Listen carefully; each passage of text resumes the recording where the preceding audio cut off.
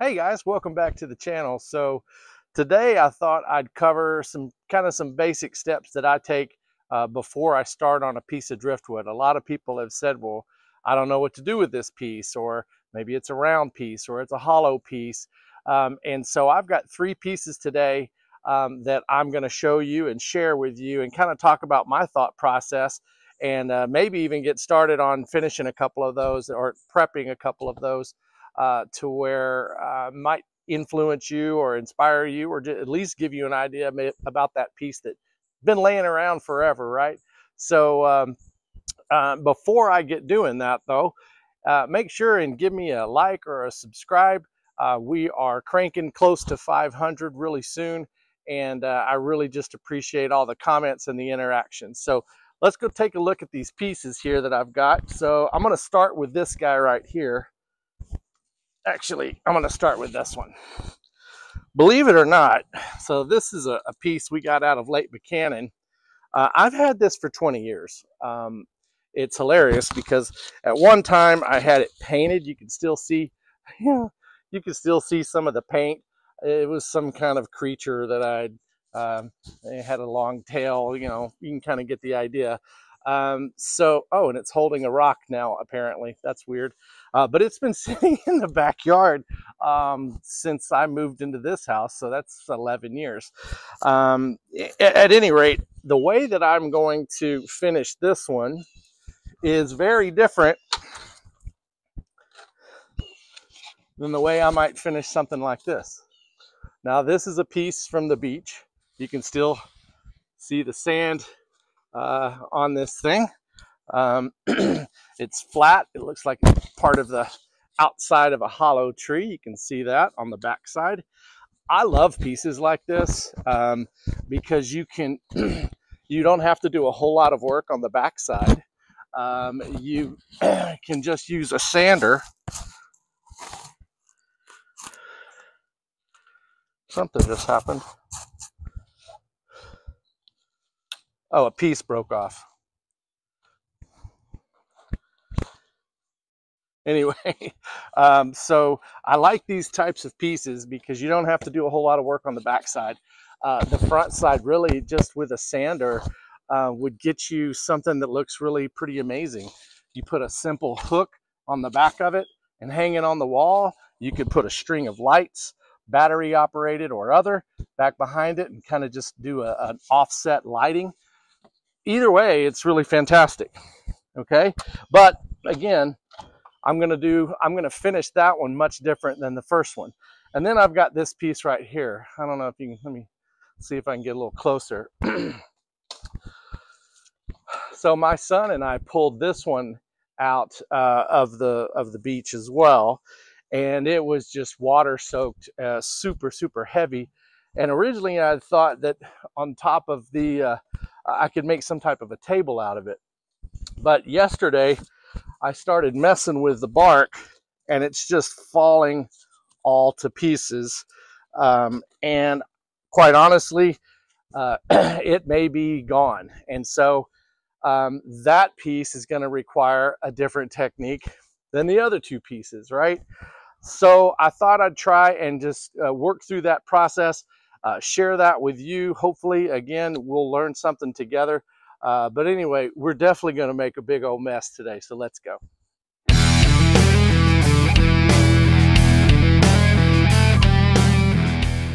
Okay, so I've got these two pieces, and I just want to again show the difference here. This is a much softer wood right here. It's already fairly smooth.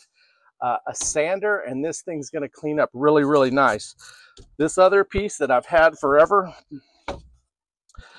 this is a much harder wood, and it gives me a couple of different options. Like, I would probably not use a grinder on this smoother, soft piece over here because it'll just rip it up and probably take too much of it off. Whereas, whereas this piece, yeah, I could use a sander, and I certainly will, but a grinder is going to allow me to really work inside that mess, whereas maybe a sander wouldn't. So I'm going to demonstrate on those two pieces, and then we'll pull that big guy out, okay? Hey, and before I get going, guys, there is a lot of different ways to finish driftwood. It is a personal preference, okay? Whether you are thinking about how to sand it or how to get it into a condition that you can put it in your house, or if I'm talking about finishing, or if I'm talking about using a grinder or not using a grinder. It is all about personal preference. Yes, there are 100 different ways to do this. This is just a couple of them, okay? I'm not trying to say this is the way. It's just a way, and that's why I'm trying to show a couple of different ones. So I've got a 60 grit sandpaper on this. You could actually use a 40 when you have pieces like this. If they're really, really nasty, it'll clean up quite easy. You just want to make sure you're not taking too much of it off on that softer piece, okay? I'm gonna make some room. Hopefully you can just see that. I'm just gonna hit it just for a little bit.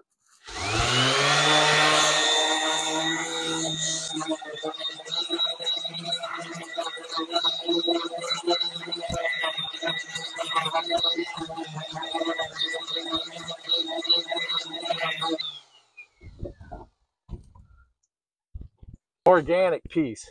You hear me say that in all my videos where it just kind of comes to life as I'm working through it. And then when I get to these pieces over here that are real thin, those may break off. That's going to be okay too, right? So don't sweat that. Don't get frustrated. Same with this. This over here, I'm going to really work with that. You can see I can pop it off with my hands. So that's okay. I'm going to sand that down.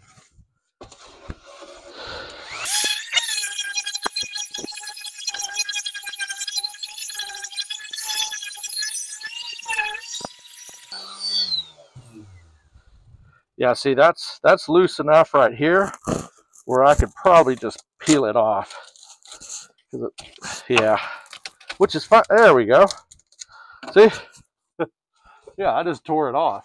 There's a ton of sand in there, but I could probably do a better job of sanding and making this look good now without having to worry about those pieces breaking anymore.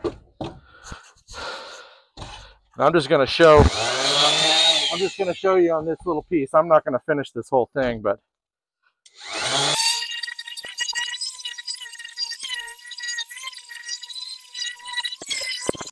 all right, I mean, you might get the idea now. I mean, that's where I just tore that off. If I keep working it with a 60 grit, I can get this nice and smooth. I can get this all smoothed out. So if you've got a piece where you've got this broken stuff, make the decision. Do you break it off and sand it, or you just sand it? Do you like the little curve that it leaves? Doesn't really matter, does it? So then I'm going to get a close-up of this while I'm sanding, and just to demonstrate what that might look like. Okay, so there's that.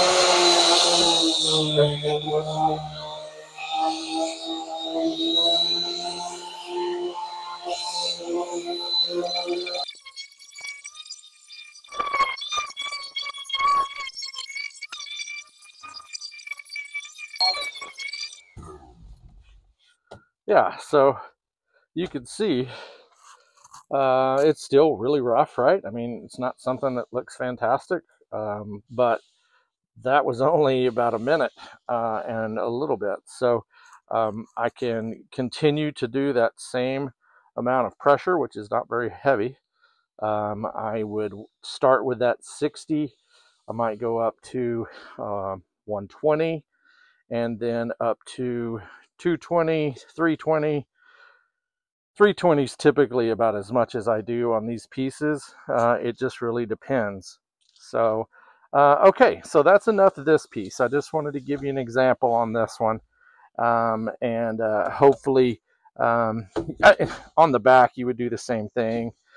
So hopefully that gives you a good idea of what that 60 grit sandpaper on a fairly soft piece of driftwood, what that would do. Now let's go to that wicked piece I've had for 20 years. Okay, so I'm going to stay with the 60 grit, And keep in mind, this is a piece of cedar. It's much more hard than the other piece. It's got some paint, it's been outside, but I'll show you what a 60 grit will do to that.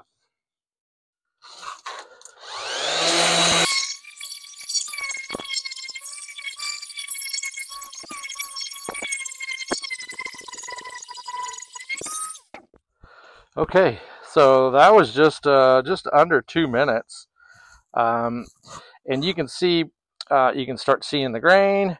That's how it looked before. There's some of that old paint, but just, you know, kind of grayish, dull. And then here's that beautiful color for the cedar. What you'll also notice, though, is that because there's so deep cracks, it's real tough to get all the way in there, right? You see that? And so it becomes a little bit uneven. Now you may go, you know what, actually that's the look I'm going for. Well, good for you. Then you can stay right there. I'm gonna have to use a wire brush to get these out. And then I want to capture some sanding in here like I did on the other one, just to demonstrate. Okay, so let's go ahead. Let's hit the 60 again. Let's check that pad. Yeah, we're okay. All right.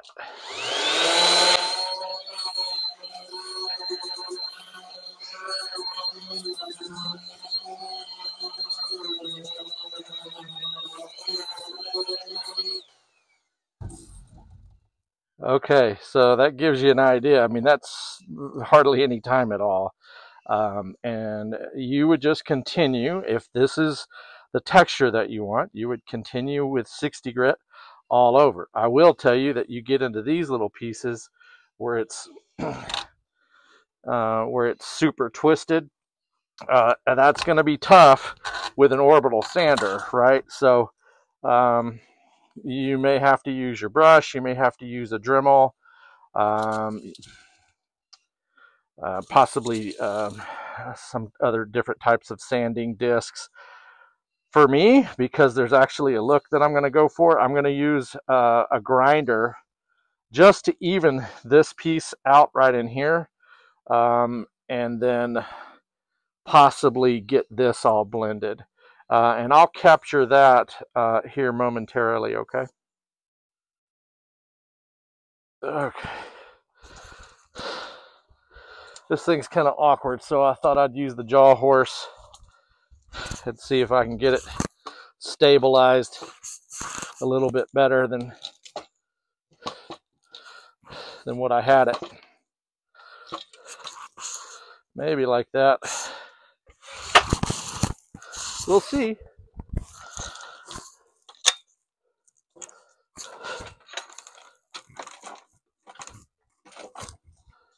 Yeah, that feels pretty good.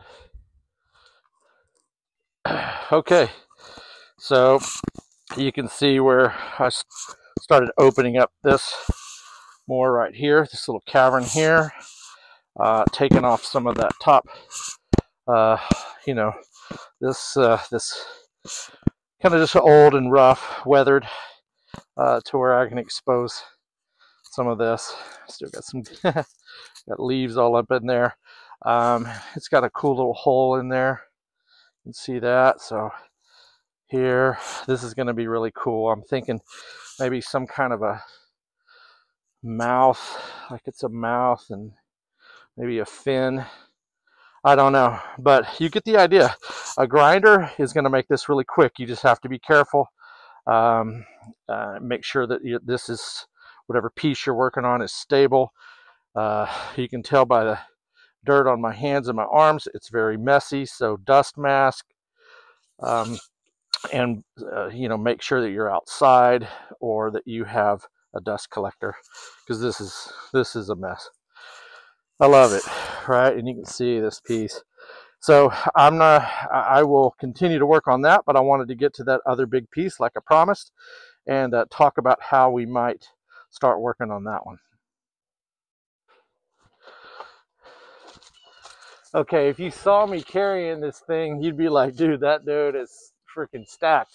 What you don't know is that it's actually really light. It's very deceiving. So at any rate, the bark just kind of peels right off. You know, this looks like, I don't know, maybe pine redwood. It's so hard to tell.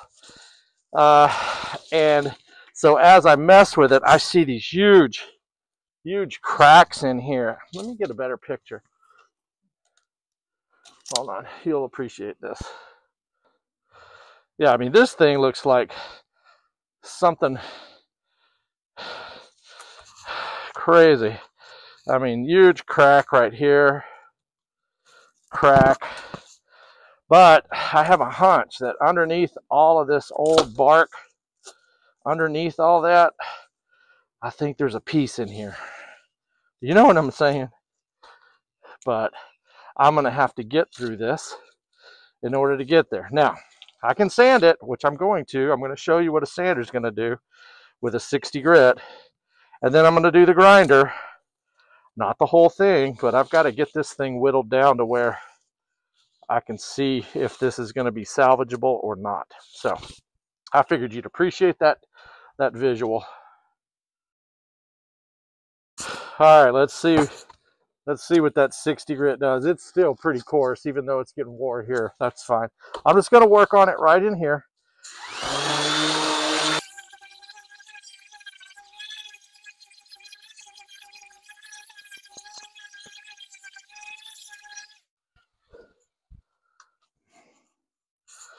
Yeah.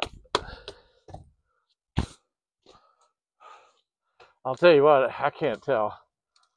I can't tell if there's a good piece in there or not. So there's what that little bit of work did. But I don't know. I don't know if there's anything in there worth saving.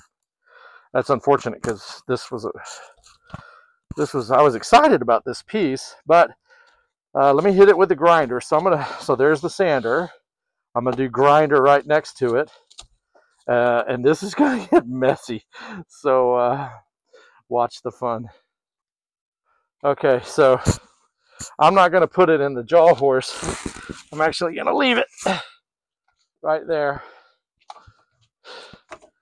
I better move my water because this is gonna it's gonna be a big fat mess. All right. So hopefully you're getting the idea of what I'm doing here, right? I mean, usually I'm building a piece. Today I just kind of wanted to walk through a couple of different techniques first. And that way I have some fresh content out there and hopefully some good instruction. And then I'll make another video where I actually finish these pieces, right? All right, here we go.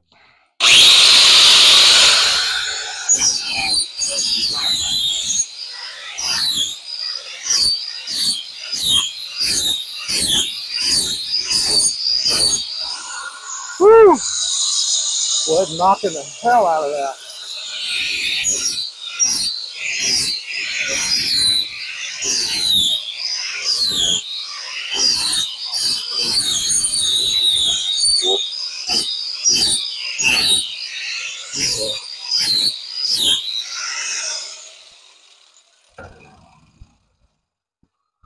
I got to get hearing protection. That's one thing. Switching between the sander and the grinder. The sander's not too bad, but that grinder is piercing. No good. No good for the ears. All right, I'm gonna hit this side over here too. Got it?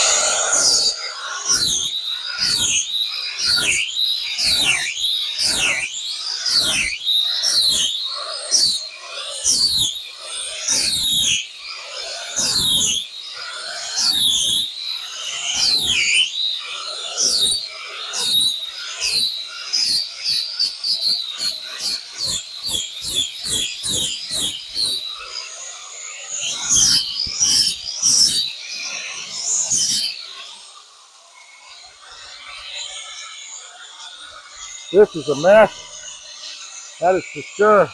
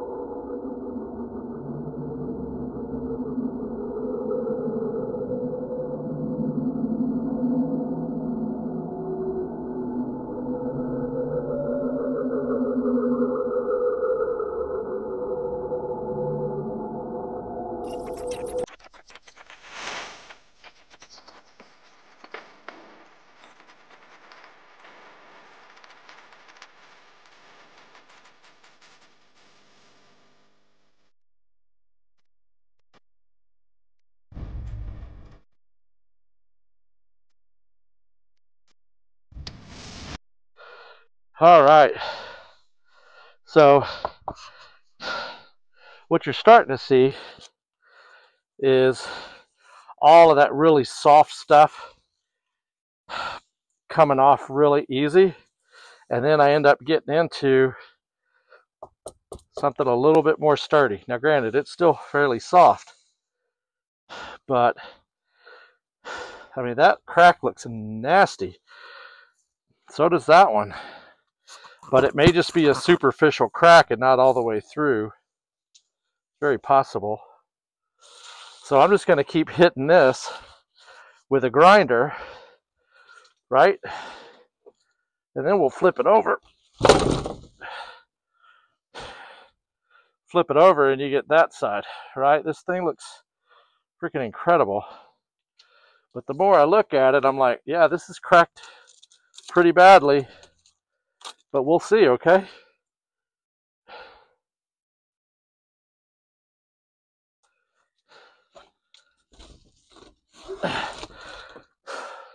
But you get the idea of why I'm not using the sander and instead using this grinder wheel.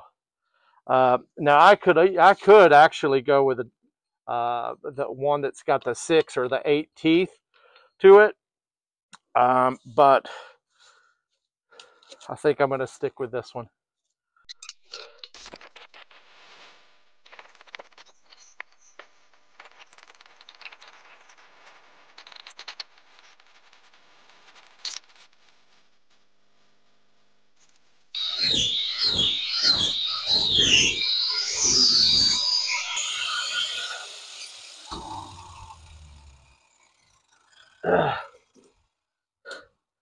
Hey, the coolest thing about this is the messiest piece I've ever worked on. It's crazy. The amount of dust that's blowing around is insane. It's just insane. Okay, let's see what we got here. That's bad.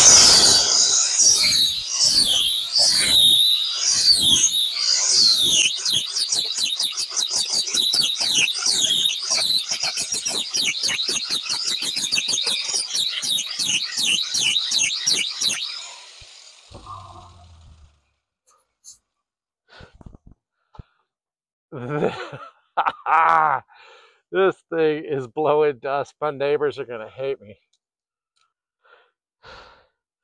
Okay, so you get the idea, man. Gnarly. I mean, look, this piece is opening up. I have no idea what I'm gonna do with this thing. But look. Oh, it's so awesome.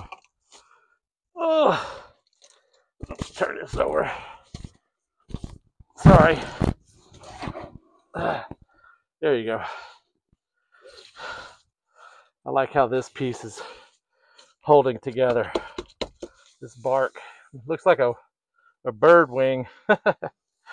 Anyway, this is really soft in here.